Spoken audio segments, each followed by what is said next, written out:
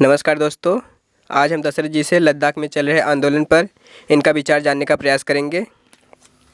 आज का पहला प्रश्न है कि दशरथ जी, जैसा कि आप जानते होंगे कि लद्दाख में आंदोलन चल रहा है, तो लद्दाख के लोगों की मुख्य रूप से क्या मांगे हैं और वे आंदोलन क्यों कर रहे हैं? जी गणेश जी, आप इसमें देश में चल रहे सबसे बड़ी सवाल पूछ रहे हैं हम, सबसे बड़ी ज़रूरी सवाल पूछ रहे हैं हम, क्योंकि इस पर कोई बात नहीं करना चाहता है, चाहे हमारा मेन स्ट्रीम का मीडिया हो, चाहे पॉलिटिक्स हो। आपने कहा कि लद्दाख में इसमें आंदोलन चल रहा है। बिल्कुल, लद्दाख में आंदोलन चल रहा है और लद्दाख का हर जनता आंदोलनरत है। मैं आपको बताना चाहूँ, थोड़ा सा फ्लैशबैक में ले जाना चाहूँ कि भारत में अगर देखा जाए हिंदुस्तान के इतिहास में, तो 1947 के बाद से कोई बड़ा आंदोलन नहीं हुआ, जबकि 1947 से पहले 1857 से लेकर के हम लोग बहुत आंदोलन किए हैं। महात्मा गांधी के नेतृत्व में किए हैं, भारतीय राष्ट्रीय कांग्रेस के नेतृत्व में किए हैं और अन्य संगठनों के नेतृत्व में किए हैं। उसके पीछे कारण ये है कि हम लोग आंदोलन करते थे ताकि वहाँ हमारे हिंदुस्तान में डेमोक्रेसी की स्थापना हो जाए। लेकिन लद्दाख के लोग भी इसीलिए आंदोलन कर रहे हैं ताकि वहाँ भी डेमोक्रेसी का स्थापना किया जाए। क्योंकि अब आप सोच रहे होंगे कि आखिरकार जब हिंदुस्तान 1947 में ही आज़ाद हो गया था, 1947 में ही डेमोक्रेसी का स्थापना हो गई थी, संविधान लागू हो गया था 1950 में 26 जनवरी को, तो लद्दाख में अभी भी क्यों डेमोक्रेसी नहीं है? तो मैं आपको बता दूं, लद्दाख में पहले डेमोक्रेसी थी, वहाँ लेजिस्लेचर था जम्मू कश्मीर में, लेकिन बाद में सरकार ने 2019 में कानून बना करके धारा 370 के माध्यम से 370 हटा करके वहाँ विधानसभा भंग कर दिया है। तो लद्दाख के लोगों की बस यही मांग है कि वहाँ विधानसभा की स्थापना किया जाए, लेजिस्लेचर की स्थापना किया जाए। और दूसरी उनकी ये मांग है कि लद्दाख को 6 शेड्यूल का दर्जा दिया जाए, 6 शेड्यूल से संरक्षण प्राप्त दिया जाए। यही मुख्य रूप से उनकी दो मांगें हैं। मैं समझता हूँ कि लद्दाख के लोगों की ये जो दो मांगें हैं बिल्कुल जायज़ हैं। ठीक है दशरथ जी, आज का अगला प्रश्न है, तो क्या लद्दाख के लोग 6 शेड्यूल की मांग इसलिए कर रहे हैं ताकि वहाँ कोई औद्योगिक विकास ना हो सके?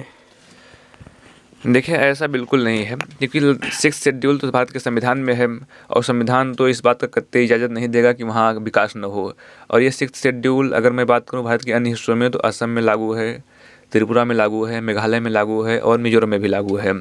तो 6 शेड्यूल कतई औद्योगिक विकास को बिल्कुल नहीं रोकता है, किसी भी प्रकार के बिल्कुल नहीं रोकता है।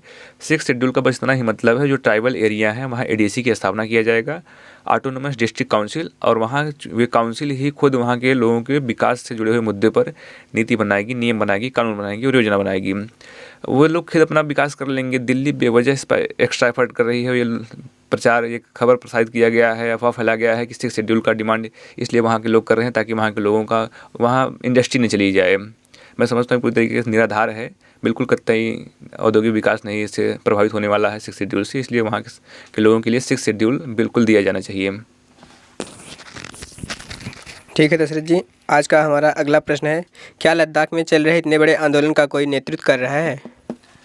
जी गणेश जी, आंदोलन कोई भी चलता है, सफल तभी होता है जब वहाँ नेतृत्व करने वाला कोई अच्छा व्यक्ति हो। तो लद्दाख को भी सौभाग्य से वहाँ नेतृत्व करने वाला एक अच्छे व्यक्ति मिल गए हैं। उनका नाम है सोनम वांगचुक साहब, और मैं उनके बारे में आपको बता दूं तो ये शिक्षा सुधारवादी हैं, पर्यावरण कार्यकर्ता हैं और रेमन मैग्सेसे पुरस्कार से अवार्डेड भी हैं, और इसको हम लोग बोलते हैं कि एशिया का नोबेल पुरस्कार।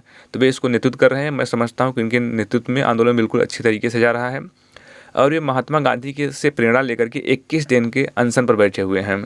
आज उनका 17वां दिन हो गया है। ये वे इसको कई चरणों में करेंगे जब तक सरकार उनकी मांगों को नहीं मान लेती है। तो आंदोलन बिल्कुल अच्छे हाथों में है, आंदोलन बहुत अच्छे से लीड कर रहे हैं, और मैं समझता हूँ सरकार को उनकी मांग मानना पड़ेगा। आज का हमारा अगला प्रश्न है, सरकार आखिरकार इनकी मांगें क्यों नहीं पूरी कर रही है और क्या आप इसका समर्थन करते हैं? देखिए, सरकार उनकी मांगें क्यों नहीं पूरी करी, सबसे पहले तो मैं आपको बता दूं, सरकार ने खुद 2019 के लोकसभा चुनाव में अपने मैनिफेस्टो में ये बात दर्ज किया था कि अगर हमारी सरकार बनती है, हम पावर में आते हैं, हम सत्ता में आते हैं, तो हम लद्दाख के लोगों के लिए लेजिस्लेचर स्थापित करेंगे और साथ ही साथ 6 शेड्यूल का दर्जा भी देंगे।